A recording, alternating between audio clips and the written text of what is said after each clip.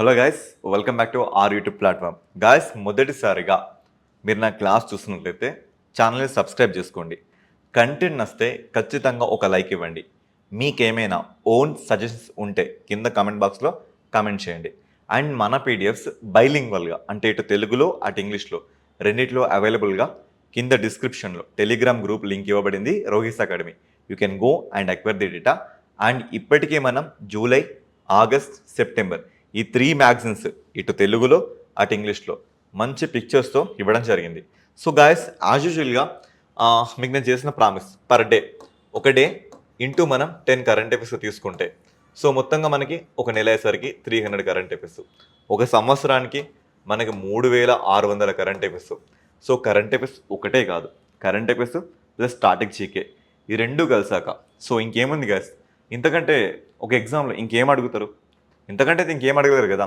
So మీరు నా current అఫైర్స్ని రాయనవసరం లేదు, కూర్చొని కానీ పడుకొని కానీ జర్నీ చేస్తూ కానీ ఏమైనా చేయండి. ఎందుకంటే మీకు పీడిఎఫ్ అవైలబుల్గా ఉంది, నేను చెప్తుంది కూడా మీకు అర్థమవుతుంది. సో ఈ రెండు ఉన్నప్పుడు ఇంకా దేని జోలికి వెళ్ళకండి, ఓకేనా? చలో let's get into our first topic. So these are the topics to be covered అండి. సో చూసుకుంటే మనం మిగ్లా పాస్ గురించి మాట్లాడుకుంటున్నాం, కొంకన్ ఎక్సైజ్ గురించి మాట్లాడుకుంటున్నాం, పిఎం సేతు స్కీమ్ గురించి మాట్లాడుకుంటున్నాం, Karnak temple, waste to art wall, Mera Hou Chongba festival, right information act, Hyderabad semiconductor innovation museum, solar for agriculture motors. ఈ 9 టాపిక్స్ని ఈరోజు ఇన్ డీటెయిల్గా మాట్లాడుకుంటున్నాం. Okay, yeah let's get into first topic. The first topic name Migla pass. Guys, ఇది మీకు geography point of వ్యూలో and superlative టాపిక్స్లో చాలా ఇంపార్టెంట్. బై ద వే, ఎగ్జామ్కి చాలా అంటే చాలా ఇంపార్టెంట్ థింగ్ ఏంటి అంటే మిగ్లా పాస్.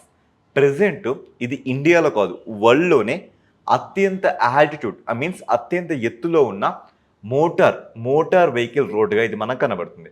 చూస్తే దీన్ని బ్రో, సో బ్రో అనే పిలిచిన ప్రతిసారి మీకు గుర్తు రావాల్సింది ఏంటంటే బార్డర్ రోడ్ ఆర్గనైజేషన్. ఈ ఆర్గనైజేషన్ మన కంట్రీలో 1960లో మే 6న ఇది మన దేశంలో ఏర్పడింది. దీనికి సంబంధించిన బిల్డింగ్ని మనం సీమా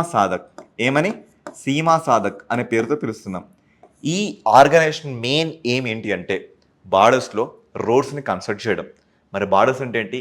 హిమాచల్ కానీ, జమ్మూ కాశ్మీర్, సిక్కిం, అరుణాచల్ ప్రదేశ్ ఈ రేంజ్లో ఇది రోడ్స్ని కన్స్ట్రక్ట్ చేస్తుంది. ఇప్పుడు మనం దీని గురించి మాట్లాడుకుంటామంటే మిగ్లా పాస్. ఒకసారి ఇక్కడ చూడండి గాయస్, హిమాంక్. సో ప్రతిదీ కూడా మీకు ఇంటర్లింకే. BRO border road organisation start చేసిన ప్రాజెక్ట్ పేరు ఏంటంటే ప్రాజెక్ట్ హిమాంక్లో భాగంగా so Likaru, Migla, Fukche road. Guys కొంచెం కేర్ఫుల్గా వినండి, లికారు, మిగ్లా, ఫుక్చి. లికారు, మిగ్లా, ఫుక్చి ఈ 3 రేంజెస్ని కలిపే విధంగా దీన్ని తీర్చిదిద్దడం జరిగింది. కిలోమీటర్ చూసుకుంటే 32.50 కిలోమీటర్స్. హైట్ చూసుకోండి గాయస్, అప్రాక్సిమేట్లీ 19,400 ఫీట్. ఇంత హైట్లో ఒక మోటార్ వెహికల్ రోడ్ వేని కన్స్ట్రక్ట్ చేయడం జరిగింది. You are higher than Umlingla pass. So guys, మనకి కావాల్సిన మొత్తం ఇన్ఫర్మేషన్ ఈ ఒక్క పిక్చర్లో ఉంది. You are higher than the Umlingla pass. ఇక్కడ చూడండి, ఉమ్లింగ్లా పాస్. సో ఇప్పుడు మనం మాట్లాడుకుంటుంది ఏ పాస్ గురించి? మిగ్లా పాస్ గురించి. బట్ ఇక్కడ ఉమ్లింగ్లా పాస్ కన్నా కూడా మనం హయ్యర్లో ఉన్నామని చెప్తుంది. అంటే దీన్ని బట్టి మనకి ఏమర్థమవుతుంది? ఉమ్లింగ్లా పాస్ని ఇప్పుడు మిగ్లా పాస్ సర్పాస్ చేసింది. ఇంతకుముందు హయ్యెస్ట్ ఆల్టిట్యూడ్లో మనకున్న పాస్ ఏంటి? అసలు పాస్ అంటే ఏంటి? ఒక కనుమ అంటే కొండల మధ్య నుంచి మనం వెళ్ళే ఒక రోడ్వే, దీన్ని మనం కనుమ అంటాం. సో ఇంగ్లీష్లో అయితే పాస్ అంటాం. ఇప్పుడు ప్రజెంట్ మన మిగ్లా పాస్ అంట ఉమ్లింగ్లా పాస్ని సర్పాస్ చేసింది, దాన్ని అధిగమించింది అనే డేటా ఇక్కడ ఇస్తున్నారు. కిలోమీటర్ చూసుకుంటే 32.50 కిలోమీటర్స్. అప్రాక్సిమేట్ హైట్ చూసుకుంటే 19,400 ఫీట్ హైట్లో ఇప్పుడు మనకిది బార్డర్ రోడ్ ఆర్గనైజేషన్ వాళ్ళు దీన్ని కన్స్ట్రక్ట్ చేయడం జరిగింది. సో ఇప్పుడు చూస్తే ఈ ఏరియా అంట లదాఖ్ ప్లేట్యూలో, లదాఖ్ రేంజ్లో, ఆ లదాఖ్ ప్లేట్యూలో one of the the plateau name was Changthang. ఓకేనా? చాంగ్తాంగ్ అనే పీఠభూమిలో దీన్ని ఏర్పాటు చేయడం జరిగింది. సో చూస్తే అప్రాక్సిమేట్లీ 19,400 ఫీట్లో మనకి మిగ్లా పాస్లో ప్రపంచంలోనే హైయెస్ట్ మోటార్ వెహికల్ రోడ్ వేగా ఇది మనం కనబడుతుంది. సో చూసుకుంటే చైనా బార్డర్స్ అయిన లికారో, మిగ్లా, ఫుక్చి ఈ రేంజెస్ని కలుపుతూ ఇది ఏర్పాటు చేయబడింది. ఇది ప్రాజెక్ట్ హిమాంక్ అనే ప్రాజెక్టు మన దేశంలో 1985లో తీసుకొచ్చాం. సో బ్రోని మనం which means border road organisation మనం ఎప్పుడు ఏర్పాటు చేస్తాం 1960లో. మరి ప్రాజెక్ట్ హిమాంక్ అంటే ఈ లదాఖ్ రేంజ్లో మనం ట్రావెల్స్ కానీ లాజిస్టిక్స్ని డెవలప్ చేసే విధంగా అప్పట్లోనే మనం ఈ ప్రాజెక్ట్ తీసుకొచ్చాం. సో గాయస్ ఇది కొంచెం ఇంపార్టెంట్. ఓకే, సో నెక్స్ట్ ఈ రోడ్ని ఎలా కన్సిడర్ చేశారంటే ఆల్ వెదర్ రోడ్ లాగా, ఇటు శీతాకాలాన్ని, ఎండాకాలాన్ని, మంచు కురిసే కాలాన్ని, ప్రతి కాలాన్ని కూడా ఇది తట్టుకునే విధంగా అండ్ ఆర్మీ తన పనులు తను సులభంగా చేసుకునే విధంగా మనం చూసుకుంటే మనకి కార్గిల్ వార్ గుర్తుంది కదా, ఆపరేషన్ విజయ్ దివస్ జూలై 26 1999లో మనం జరుపుకుంటామని. సో దానికి రిసెంబుల్గా మాట్లాడుతూ ఇప్పుడు ఈ ప్లేస్ మొత్తం మనకి యాక్సెసిబుల్గా మారిందని ఇక్కడ చెప్పడం జరుగుతుంది. అండ్ లాస్ట్ కొన్ని సూపర్లేటివ్ టాపిక్స్ ఇచ్చారు. ఇది ఎగ్జామ్ పాయింట్ ఆఫ్ వ్యూలో very very very very important. ఇక్కడ థింగ్ ఏంటి అంటే సో ఇంతకుముందు హైయెస్ట్ పాయింట్స్ ఏమున్నాయి, ఇది మనకి మ్యాటర్. ఇంతకుముందు హైయెస్ట్ పాయింట్ చూసుకుంటే మౌంట్ ఎవరెస్ట్కి సంబంధించి ఒక బేస్ ఎంత హైట్లో, అప్రాక్సిమేట్లీ 17,500 ఫీట్ హైట్లో ఉండే. బట్ ఈ మిగ్లా పాస్ చూసుకుంటే 19,400 ఫీట్, అంటే దాన్ని సర్పాస్ చేసింది. నెక్స్ట్ టిబెట్లో ఇంకొక రేంజ్ ఉండే, ఆ రేంజ్ అప్రాక్సిమేట్లీ 17,000 ఫీట్ హైట్ ఉండే. దాంతో పోల్చుకుంటే ఇది 19,000 ఫీట్లో ఉంది. నెక్స్ట్ మనం చూసుకుంటే ఉమ్లింగ్లా పాస్, ఇది వచ్చేసి మనకి 19,000 ఫీట్ హైట్ ఉంటాయి, ఇది 19,400 ఫీట్ హైట్లో ఉందని ఈ మూడింటిని కంపేర్ చేస్తూ ఇక్కడ డేటా ఇవ్వడం జరిగింది. సో ఇంతకు మించి బిట్టు బయటకు వెళ్ళదు. ఇంతకు మించి మీరు రాసేది ఎస్ఐపిసి కానీ గ్రూప్స్ కానీ ఇంకేదైనా కానీ ఇందులో నుంచి ఒక్క బిట్ కూడా బయటకు వెళ్ళదు. మొత్తంగా 360 డిగ్రీస్లో మనం దీన్ని కవర్ చేయడం జరిగింది. ఓకే, సో ఇది మొత్తం తెలుగులో ఇచ్చాము. మరి క్వశ్చన్స్ ఇంత నేర్చుకున్నాం కదా, మరి క్వశ్చన్ సాల్వ్ చేయకపోతే ఎలా చెప్పండి. సో ఫస్ట్ హూ కన్స్ట్రక్టెడ్ లికారో మిగ్లా ఫుక్చీ రోడ్, ఎవరు కన్స్ట్రక్ట్ చేశారు? Border road organisation. వీళ్ళు ఎప్పుడు ఏర్పడారు? 1960. వీళ్ళకి సంబంధించిన హెడ్ క్వార్టర్స్ ఎక్కడుంది? ఢిల్లీలో ఉంది. మరి ఆ హెడ్ క్వార్టర్స్ని ఏ పేరుతో మనం పిలుస్తున్నాం? సీమా సాధక్. మరి వీళ్ళ పని ఏంటి? బార్డర్స్లో అంటే సరిహద్దులో రోడ్లను కన్స్ట్రక్ట్ చేయడం వీళ్ళ పని. Okay, next where is the Migla pass located? మరి మిగ్లా పాస్ ఎక్కడుంది? లదాఖ్లో చూసుకుంటే చాంగ్తాంగ్ ప్లేట్యూ అంటే చాంగ్తాంగ్ పీఠభూమిలో ఇది మనకి లొకేట్ అయిందని మనం చూడొచ్చు. ఓకేనా, సో అయిపోయింది. నెక్స్ట్ మరి అక్కడితోనే మనం ఆపుదామా? కొన్ని పిక్చర్స్ చూద్దాం, చూస్తే మీకే ఇంకాస్త క్లారిటీ వస్తుంది. సమ్వాట్ ఎవరో బైక్ లవర్ అనుకుంటా. సో ఎంత బాగా చూస్తున్నాడో. ఒకప్పుడు ఉమ్లింగ్లా పాస్ ఎంత హైట్ అండి? చూడండి 19,000. ఎంత? 19,024 ఫీట్ మాత్రమే మనకి ఎవరు కనబడుతున్నారు? ఉమ్లింగ్లా పాస్ కనబడుతుంది. ఓకేనా, ఉమ్లింగ్లా. మరి ఇప్పుడు చూసుకుంటే మిగ్లా పాస్ మనకి ఎంత హైట్ కనబడుతుంది? 19,400 ఫీట్. ఒకసారి నేను మీకు చూపిస్తా రియల్ టైంలో.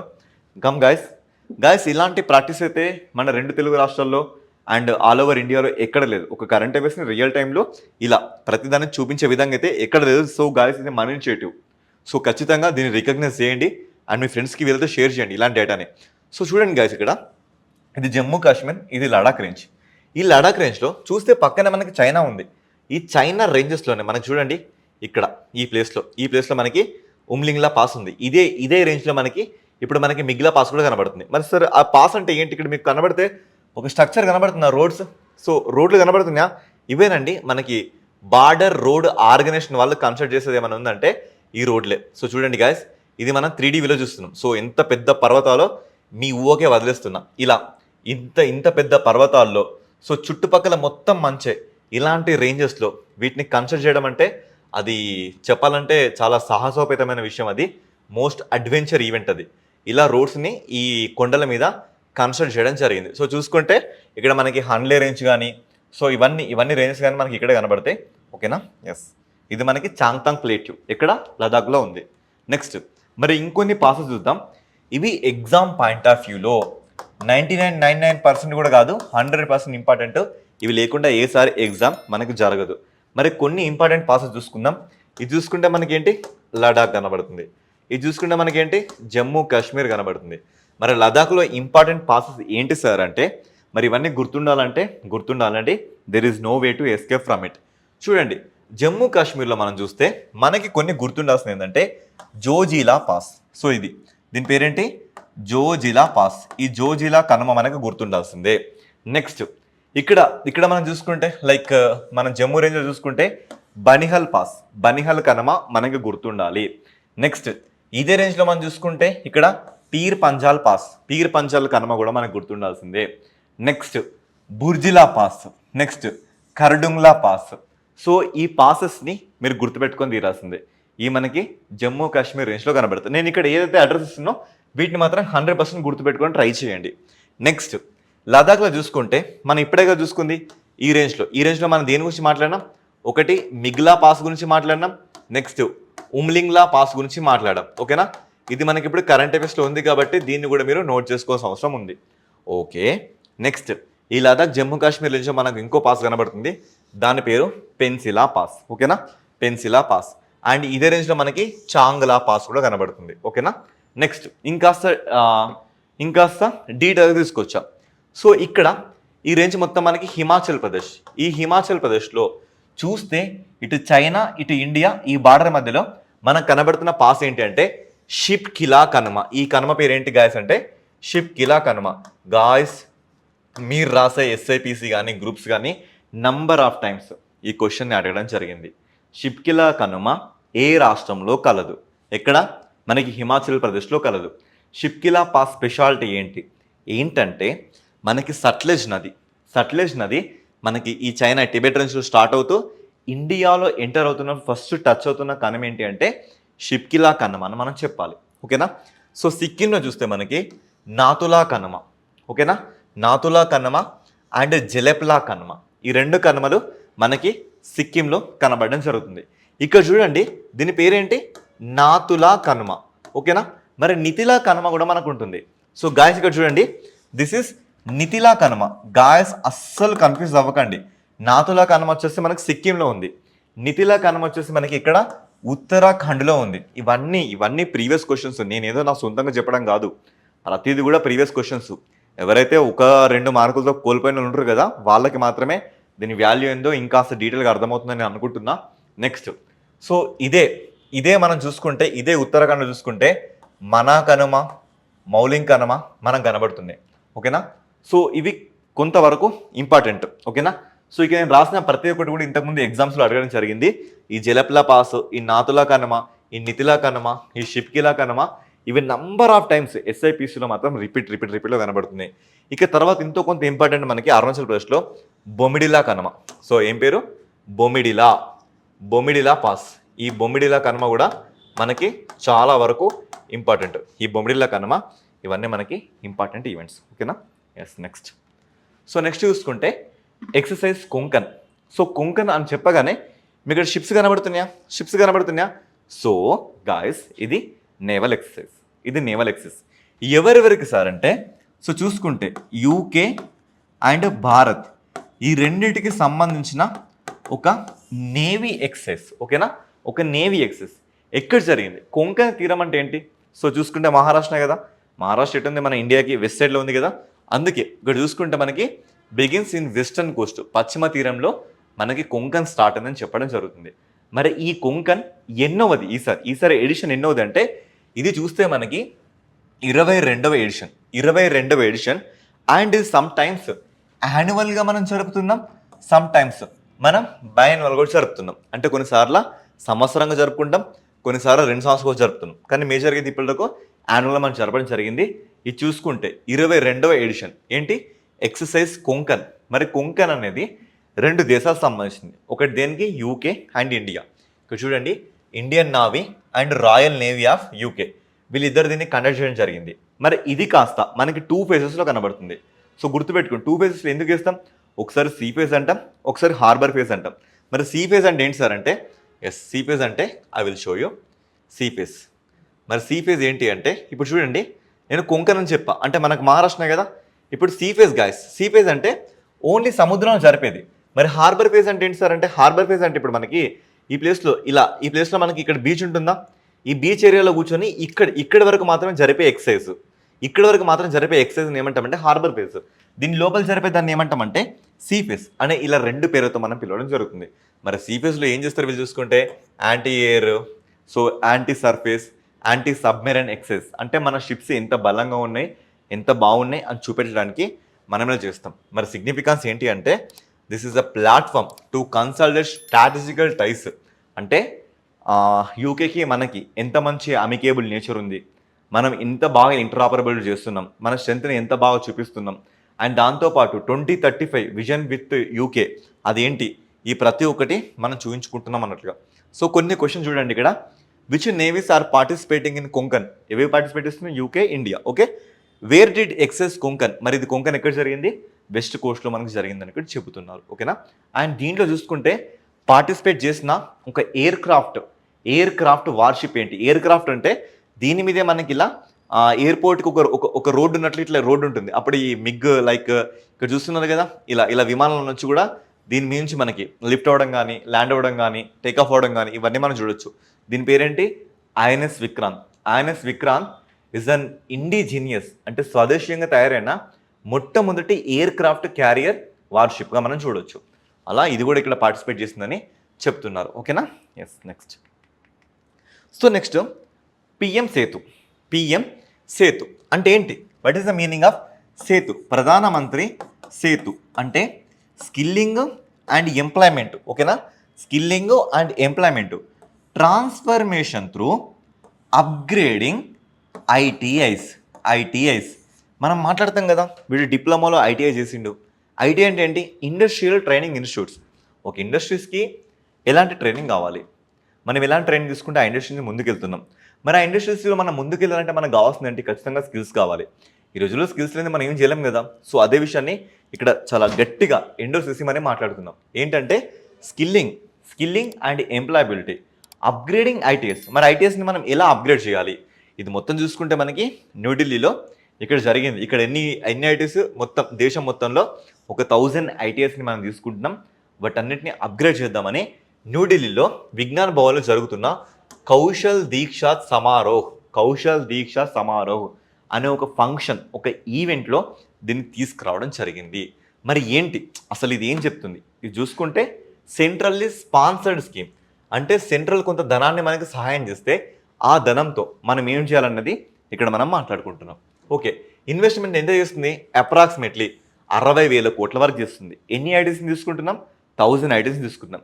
ఈ 1000 ఐటీఎస్లోనంట, సో ఈ 1000 ఐటీఎస్లో మనం ఒక 200 ఐటీఎస్ని, సో 200 ఐటీఎస్ని లింక్ టు 800 స్పోక్ ఐటీఎస్. ఇక్కడ చూసుకుంటే హబ్ అండ్ స్పోక్ మోడల్ వచ్చింది. So guys, hub and spoke model అంటే ఏంటి, ఇదే కదా మీ డౌట్ వచ్చింది. Hub and spoke. So spoke అంటే ఏంటంటే, సో చూడండి, ఇట్స్ ఎ హబ్, ఇది ఒక హబ్. సో హబ్ అంటే ఒక మేజర్ ఇన్స్టిట్యూట్. ఈ మేజర్ ఇన్స్టిట్యూట్కి కావాల్సిన ప్రతి సపోర్ట్ని ఇచ్చేదాన్ని స్పోక్ అంటాం. ఓకేనా, ప్రతి సపోర్ట్. సో ఫర్ ఎగ్జాంపుల్, ఒక ఇన్స్టిట్యూట్ రన్ అవ్వాలంటే ఏఐ కావాలి, మెషిన్ లెర్నింగ్ కావాలి, లేదంటే ఇంకా కొత్త టెక్నాలజీస్ ఏమున్నా ఆ ప్రతి ఒక్కటి they are called as spoke. అవన్నీ మనకు ఒక ఇన్స్టిట్యూట్కి వెళ్తున్నాయి, అందుకే మనం దాన్ని హబ్ అంటున్నాం. ఓకేనా, ఈ 1000 ఇన్స్టిట్యూట్ని మనం ఎలా మారుస్తున్నామంటే 200 ఇన్స్టిట్యూట్స్ మనం హబ్స్గా చూసుకుంటే మిగతా 800 వాటిని మనం స్పోక్స్గా, అంటే ఆ 800 ఈ 200 వాటికి లైక్ ఒక పెరిఫెరల్స్గా, అంటే వాటిని ఎన్హాన్స్ చేసే విధంగా తయారు చేస్తున్నారని ఇక్కడ మాట్లాడడం జరుగుతుంది. ఓకేనా, సో అదే విధంగా చూసుకుంటే ఇంకే స్కీమ్ ఏం చేస్తుంది, ఎవరెవరికి ఏమేమి స్కిల్స్ కావాలి డిమాండ్ మీద వారికి తగ్గ బ్రాంచెస్ని ఐటీఎస్లో ఇవ్వడం జరుగుతుంది. అండ్ ఇదే విధంగా ఈ ఐటీఎస్ని ఎన్హాన్స్ చేసే విధంగా సెంటర్ ఆఫ్ ఎక్సలెన్సీ పర్పస్లో ఒక 5 ఐటీఎస్ని సెలెక్ట్ చేసుకోవడం జరిగింది. చూసుకుంటే అందులో మనకి భువనేశ్వర్ కనబడుతుంది, చెన్నై కనబడుతుంది, హైదరాబాద్ కనబడుతుంది, కాన్పూర్ కనబడుతుంది, లూధియానా కనబడుతుంది. సో గాయస్, ఇక్కడ చూడండి, మనకి Bhubaneswar ITI, Hyderabad ITI, Ludhiana ITI, Kanpur ITI, Chennai ITI. So ఇక్కడ నేను ఏదైతే మాట్లాడినో దీన్ని ఎగ్జామ్లో యాస్టీస్గా కాపీ పేస్ట్ చేయడానికి చాలా వరకు ఆస్కారం ఉంది. ఓకేనా, ఎంత వరకు ఆస్కారం ఉంది సార్ అంటే గ్రూప్ 2 రాసిన వాళ్ళు తెలుసు. ఐఐటి అబుదాబి గురించి అడిగిండు, ఐఐటి టాంజానియా గురించి అడిగిండు. సో చూడండి, పేపర్లో గ్రూప్ 3 పేపర్లో దాన్ని అడగడం జరిగింది. అప్పుడెప్పుడో 1 ఇయర్ కింద చదివిన డేటాను కూడా 1 ఇయర్ కింద జరిగిన డేటాని 1 ఇయర్ తర్వాత అడగడం జరిగింది. సో ఈరోజు ఇక్కడ లైక్ ఐటీఎస్ మనకి భువనేశ్వర్లో, హైదరాబాద్లో, లూధియానాలో, కాన్పూర్లో, చెన్నైలో ఒక సెంటర్ ఆఫ్ ఎక్సలెన్స్, అంటే వాటికి సంబంధించిన మొత్తం డిమాండ్స్ కానీ లైక్ ఫినాన్స్ సపోర్ట్ కానీ ప్రతి ఒక్కటి కూడా మనకి ఆ ప్లేస్లో ఉంటుంది. అలా ఈ ఐటీఎస్ని జనరేట్ చేయడం జరిగింది. ఇది కొంచెం ఇంపార్టెంట్ అండి. ఓకేనా, సో మరి వీళ్ళకి ఎవరు ఫినాన్సింగ్ సపోర్ట్ చేస్తున్నారంటే world bank, Asian development bank. So ఇలా చాలా వరకు ఈ ఐటీఎస్కి సపోర్ట్ చేయడం జరుగుతుంది. ఇలా మన దేశంలో పిఎం సేతు అనే స్కీమ్ని, అనే ప్రోగ్రామ్ని లాంచ్ చేయడం జరిగింది. కొన్ని క్వశ్చన్స్ మీకోసం. What is the objective of scheme, PM Setu scheme? Objective ఏంటి? ఈ పేర్లోనే ఉంది కదా మనకి. సేతు అంటే అర్థం ఏంటి? Skilling, employment, transformation through upgrading ITS. ఎన్ని ఐటీఎస్? సో చూసుకుంటే 1000 ఐటీఎస్. ఈ 1000 ఐటీఎస్కి ఫండ్ ఎంత? 60,000 కోట్లు. ఈ 60,000 కోట్లు ఇందులో 200 ఐటీఎస్ని మనం హబ్స్గా తీర్చిదిద్దే, సో మిగతా 800 ఐటీఎస్ని మనం ఇలా స్పోక్స్గా తీర్చిదిద్దుతున్నాం. ఎందుకు? ప్రతి ఒక్కరు కూడా మంచి స్కిల్స్ రావాలనే ఉద్దేశంతో. ఎంత అవుట్లతోని? 60,000 కోట్లతో. సో దాదాపుగా ఒక 200 హబ్ ఐటీఎస్, 800 స్పోక్ ఐటీఎస్గా ఇక్కడ మనం చూస్తున్నాం. ఓకే, నెక్స్ట్ చాలా ఇంపార్టెంట్ అండి. ఇది very very very very important in the context of history. ఈ హిస్టరీ కాంటెక్స్ట్లో మనకు చాలా ఇంపార్టెంట్. దీని పేరు ఏంటంటే కర్నాక్ టెంపుల్. సో కర్నాక్ టెంపుల్ గురించి చెప్పడం కంటే ఒకసారి నేను మీకు చూపించదలుచుకున్నా. చూపిస్తే ఇంకాస్త క్లారిటీ మీకు వస్తుంది గాయస్. ఇప్పుడు చూడండి, ఈ దేశాన్ని మనం ఏమంటున్నాం? సౌత్ ఆఫ్రికాలో, మనం చూసుకుంటే ఆఫ్రికా కాంటినెంట్లో ఈ దేశాన్ని మనం ఈజిప్ట్ అనే పేరుతో పిలుస్తున్నాం. ఓకేనా? ఈజిప్ట్ అనగానే మీ అందరికీ గుర్తొచ్చేది ఏంటి? కైరో. దాని క్యాపిటల్ కైరో. సో మ్యాక్సిమం ముస్లిం జనాభా అక్కడ ఉంటారు. ఈజిప్ట్ మమ్మీలకు బాగా ఫేమస్. చిన్నప్పటి నుంచి మనం మమ్మీస్ మూవీ చాలా వరకు చూసినాం కదా. సో అలా ఈ ఈజిప్ట్లో ఇదంతా ఈజిప్ట్ వరప్రసాదం, ద లైఫ్ లైన్ ఆఫ్ ఈజిప్ట్గా మనం దేన్ని పిలుస్తాం? నైలు నది. ఈ నైలు నదికి తూర్పు దిశన, చెప్పాలంటే దీనికి లెఫ్ట్ సైడ్లో సో చూడండి గాయస్, ఇది ఒక ద్వీపం. అంటే ఒక లైక్ చెప్పాలంటే ఇది ఒక ఐలాండ్ స్ట్రక్చర్. ఈ ఐలాండ్ స్ట్రక్చర్లో మనకి లక్సర్, ఈ సిటీ పేరు ఏంటంటే లక్సర్. ఈ లక్సర్ సిటీలో మనకి కర్నక్ అని ఒక టెంపుల్ ఉంది. సో చూడండి, ఇది కర్నక్ అనే టెంపుల్. ఈ కర్నక్ అనే టెంపుల్, ఈ టెంపుల్ సంబంధించిన ఏన్షియంట్ హిస్టరీ మొత్తం ఇప్పుడు బయటకు రావడం జరిగింది. సో అందుకే ఇవ్వడం జరిగింది. The sweeping new geographical study has revealed how Egypt framed కర్నక్ temple complex rose from island amid the Nile floods. So Nile floods వల్ల ఈ ఐలాండ్ సంబంధించిన ఏన్షియంట్ హిస్టరీ మొత్తం బయటకు వచ్చింది. మరి ఏంటి ఈ కర్నక్ టెంపుల్ దేనికి ఫేమస్? ఇది 3 దేవతలకు ఫేమస్. సో మన దగ్గర బ్రహ్మ, విష్ణు, మహేశ్వర అని పిలుస్తాం కదా. అక్కడ చూసుకుంటే మనకంట Amun, Mut, Khons. Amun, Mut, Khons. Sir ఇలా గుర్తుపెట్టుకోవాలి. సింపుల్గా మాకని గుర్తుపెట్టుకోండి. ఓకేనా? సో మాకని గుర్తుపెట్టుకోండి. So Mut, Amun, Khons. So ఇలా ఈ దేవతలకు సంబంధించిన స్టోరీ బయటకు వచ్చింది. ఇక్కడ థింగ్ ఏంటి అంటే, సో ఒకప్పుడు ఇప్పుడు మనం లక్సర్ అని పిలుస్తున్న ఈ సిటీ అంట ఒకప్పుడు దెబిస్ అనే సిటీతో దీన్ని పిలవడం జరిగింది అంట. సో దీని యాన్షియంట్ హిస్టరీ మనం చూసుకుంటే దీన్ని దెబిస్ అనే సిటీతో పోల్చడం జరిగింది. సో ఇది వచ్చేసి 2055 BC బిఫోర్ క్రైస్ట్ నుంచి మొదలు పెడితే 100 AD వరకు దీన్ని ఎవరో ఒక రాజులు మళ్ళీ దీన్ని రెజ్యుమినేట్ చేసుకుంటూ కన్స్ట్రక్ట్ చేసుకుంటూ వచ్చారని ఇక్కడ స్టోరీ చెప్తుంది. నెక్స్ట్ తర్వాత న్యూ కింగ్డమ్ని మనం అబ్జర్వ్ చేస్తే ఫారెస్ట్లో కొంతమంది రాజులంట. తన పేరు చూసుకుంటే Hatshepsut and Thutmose 3, Seti 1, Ramesses 2 and వీళ్ళందరూ కూడా దీన్ని ఒక్కొక్క సంవత్సరంలో దీన్ని కన్స్ట్రక్ట్ చేసుకుంటూ వచ్చారంట. ఇది మనకు అంత ఇంపార్టెంట్ ఏం కాదు. సో ఇలా ఈ కర్నక్ టెంపుల్కి యునెస్కో వరల్డ్ హెరిటేజ్ సైట్ కూడా మనకి 1979లో వచ్చిందని స్టోరీ చెప్తుంది. వెరీ రీసెంట్గా మనకి కర్నక్ టెంపుల్ బయలుపడింది. అది ఎక్కడ బయలుపడింది? ఈజిప్ట్లో బయలుపడింది. ఆ బయలుపడ్డ సిటీ పేరేంటి? లక్సర్ సిటీ. ఒకప్పుడు దాని పేరేంటి? దెబిస్ సిటీ. అక్కడ చూసుకుంటే ముఖ్య దేవతలు ఎవరు? అముల్ కానీ, సో మ్యూట్ కానీ, కోన్సో కానీ ఈ దేవతలు. సో చూసుకుంటే దానికి యునెస్కో వరల్డ్ హెరిటేజ్ సైట్ వచ్చిందా రాలేదా? వచ్చింది. అది నైలు నదికి ఏ దిశలో ఉంది? ఎడమ దిశలో ఉంది. ఏ డైరెక్షన్లో ఉంది? తూర్పు డైరెక్షన్లో ఉంది. ఇలా క్వశ్చన్స్ మనం ఫ్రేమ్ చేయొచ్చు. ఓకేనా? సో మరి క్వశ్చన్ చూసుకుంటే where is Karnak temple located? మనం మాట్లాడింది అదే కదా. The Karnak temple complex was primarily built as a temple dedicated to which gods? ఏ గాడ్స్ చూసుకుంటే అమున్ కానీ, మూట్ కానీ, కోన్సు కానీ. నెక్స్ట్ ఒకప్పుడు ఈ సిటీ పేరేంటి? దెబిస్ సిటీగా మనం చూస్తున్నాం. ఇది కాంటెక్స్ట్. యా, నెక్స్ట్ ఇది ఒక సింగిల్ అండ్ కరెంట్ అఫేర్ సరిపోతుంది.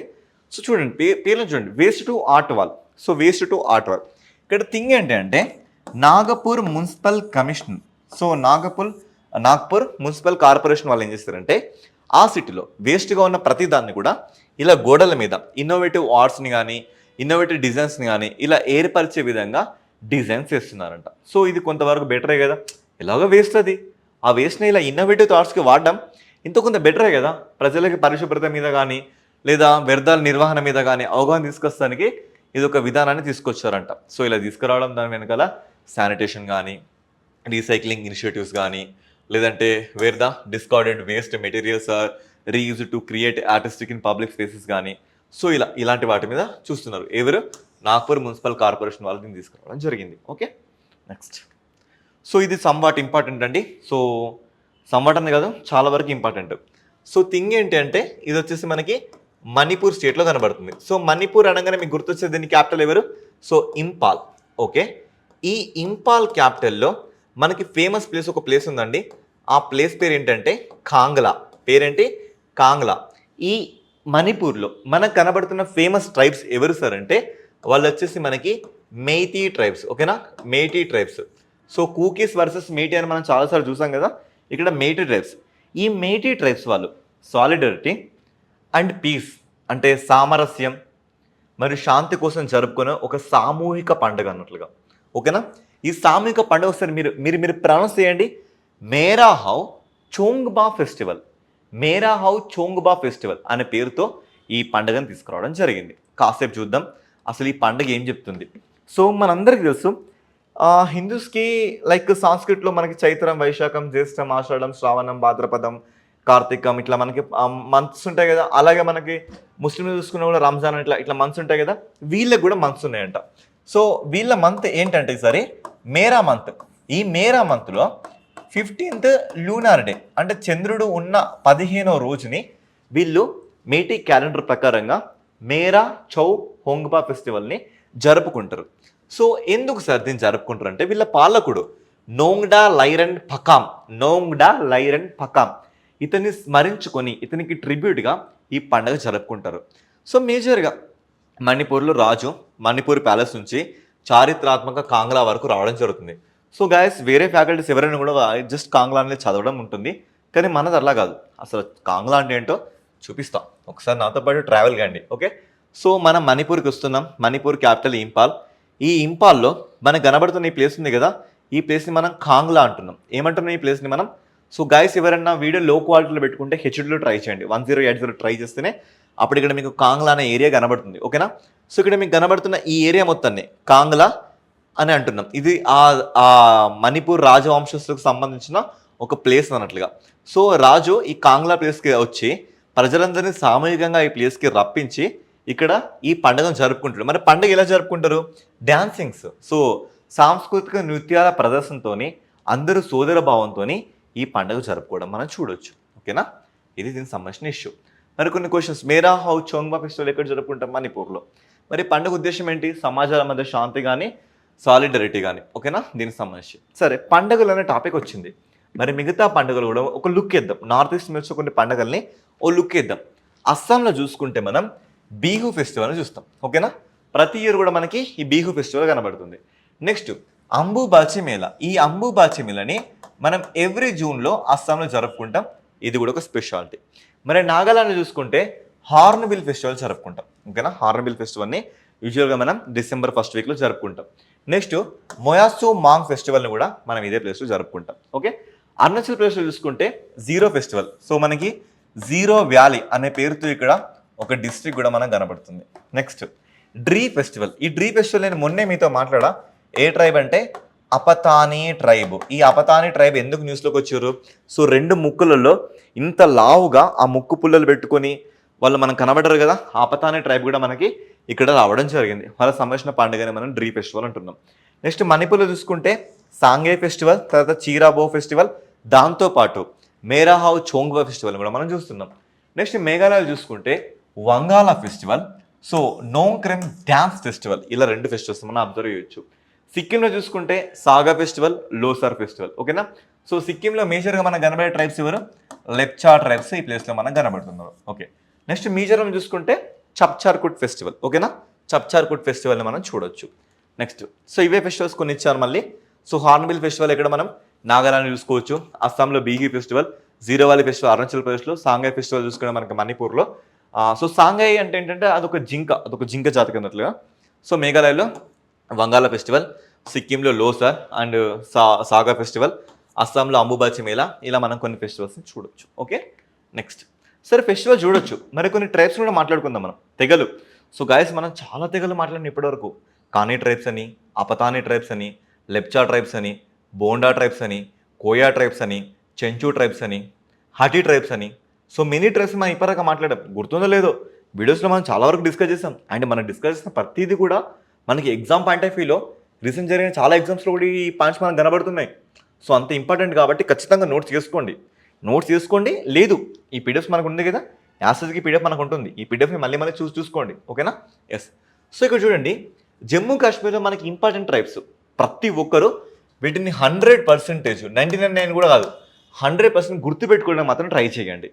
మీకు ఎలాంటి ఎగ్జామ్షన్ లేదు ఇక్కడ. జమ్మూ కాశ్మీర్ చూసుకుంటే గడ్డి ట్రైబ్స్, బేకార్ వాలి ట్రైబ్స్ మనం గుర్తుపెట్టుకోవచ్చు. ఓకేనా?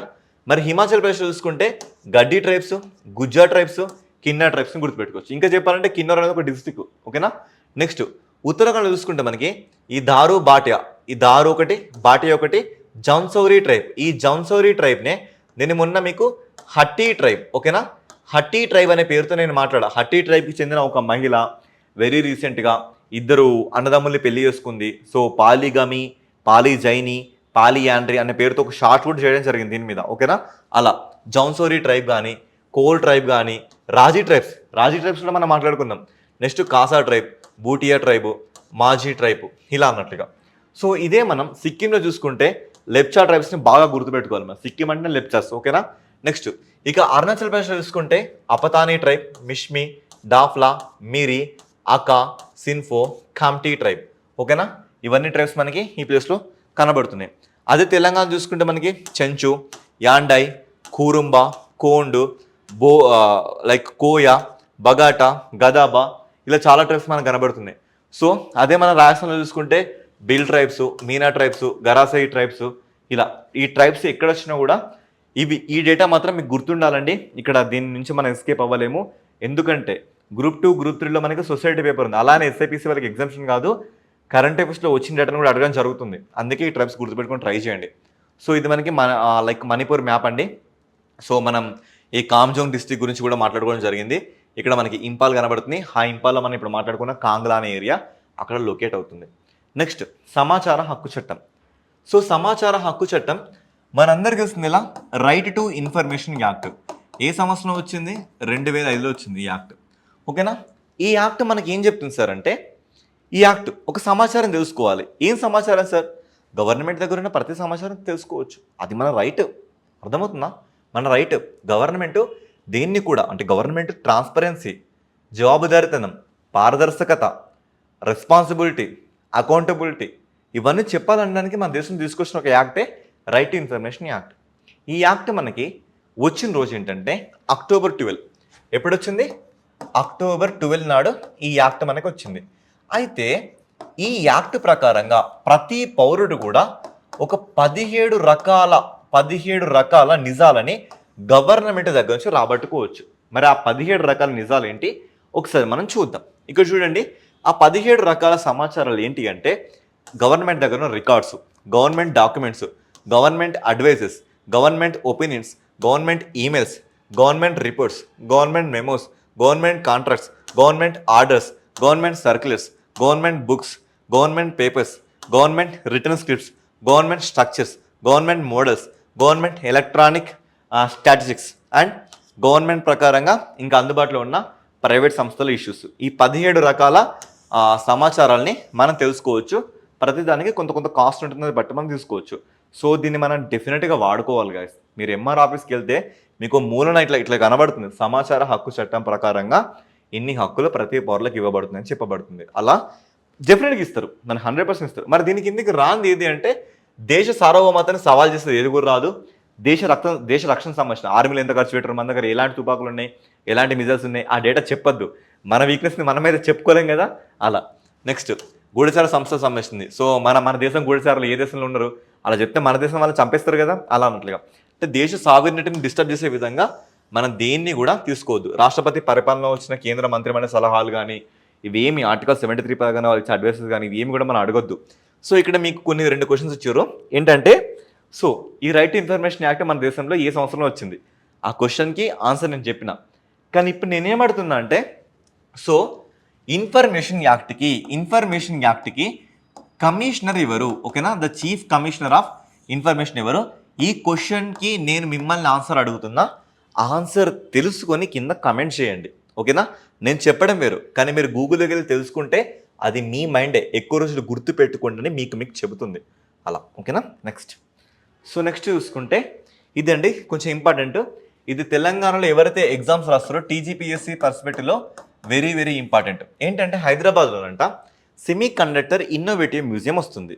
సెమీ కండక్టర్స్ అంటే మనకు గుర్తొచ్చినట్టు జపాన్ కానీ, తైవాన్ కానీ, యూఎస్ఏ కానీ సెమీ కండక్టర్స్ దేంట్లో ఉంటుంది? ఫర్ ఎగ్జాంపుల్ ఇలా వాడుతున్న ఈ మొబైల్లో ఉంటాయి, సో ఈ రిమోట్లో ఉంటాయి. సెమీ కండక్టర్స్ ఏంటి? సో ఆన్ ఆఫ్ సిస్టమ్ జరుగుతుంది, ఓకేనా? ట్రాన్సిస్టర్ దాంట్లో ఉంటాయి ఈ సెమీ కండక్టర్స్. ఈ సెమీ కండక్టర్స్ ఏంటి అంటే వీటికి సంబంధించిన ఒక ఇన్నోవేటివ్ మ్యూజియం. అంటే ఇన్నోవేటివ్ మ్యూజియం అంటే సెమీ కండక్టర్ సంబంధించిన టెక్నాలజీని అక్కడ ఎగ్జిబిషన్ చేస్తారు, మనం వెళ్ళి చూడొచ్చు, దాని ప్రకారం ఇంకేమైనా కూడా మనం డెవలప్ చేసుకోవచ్చు. అలా దీన్ని హైదరాబాద్ తీసుకొస్తున్నాను ఒక థింగ్ వచ్చింది మనకి ఇప్పుడు, ఓకేనా? నెక్స్ట్, సో భారత్తో బంధానికి అత్యధిక ప్రాధాన్యత ఇస్తున్నాం. సో వెరీ రీసెంట్గా ఇక్కడ చూస్తే మనకి సెర్గియో గోర్, ఈ డేటా మొత్తం మీకు అనవసరం అండి, దీంతో మనకి సంబంధమే లేదు. సో బేసికల్గా సెర్గియో గోర్ ఎవరు సార్? సో ఇక్కడ మీకు కనబడుతున్నాడు కదా, ఇతను సెర్గియో గోర్ ఎవరు అంటే మన దేశానికి యుఎస్ఏ తరపున వచ్చిన రాయబారి, ఓకేనా? ఎవరు తను? యుఎస్ఏ తరపున వచ్చిన ఒక రాయబారి. ఈ రాయబారి మన దేశంలో ఏం చేస్తుందంటే మన దేశానికి ఆ దేశానికి మధ్య రాయబారంగా, అంటే రెండు దేశాల మధ్య మంచి సఖ్యతతో కూడిన వాతావరణం ఉండడానికి సహాయం చేసే పర్సన్. మన దేశం చూసుకుంటే Subrahmanyam Jaishankar external affairs minister కనబడుతున్నారు కదా, అలా అన్నట్లుగా ఈయన వచ్చి, సార్ మోదీ సార్, మీ సపోర్టు, మీ అఫెక్షన్, మీ కోఆపరేషన్ మా దేశంతో ఎల్లప్పుడూ ఉండాలి, మా దేశం ఎప్పుడు మిమ్మల్ని కోరుకుంటుంది, మీరు మా దేశం నుంచి ఎప్పుడు కూడా రిమూవ్ అవ్వద్దు, ఇలా తిని మాట్లాడడం జరిగింది. ఈ కాంటెస్ట్లో ఇలా మనకి న్యూస్ వచ్చింది. సో గైస్, ఇవి ఈరోజు కరెంట్ అఫైర్స్. ఇంతకంటే మోర్ క్వాలిటీ, మోర్ యాక్యురసీతో మళ్ళీ మీ ముందుకు వస్తాం. This is your Shravan sir, faculty of current affairs and Geography. Thank you so much.